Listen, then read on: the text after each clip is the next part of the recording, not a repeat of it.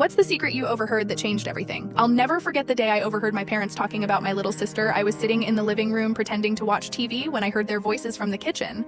At first, it just sounded like an ordinary conversation, but then my mom said something that made me stop. She was talking about how they'd been trying to figure out when to tell me. I didn't think much of it at first, but then my dad said, "Do you think it's the right time to tell her she's so young and we don't want to confuse her?" I felt my stomach drop. Then my mom said, "We need to tell her soon. We're not keeping it a secret forever." That's when I realized they were talking about something important. My dad replied, "We're going to adopt her, aren't we? It's the right thing to do." My heart pounded. I didn't know what to think. My little sister, the one I'd always thought was my sister, wasn't really my sister. How had I never known they weren't talking about me? They were talking about her. I stood frozen for what felt like forever, trying to process what I just heard later.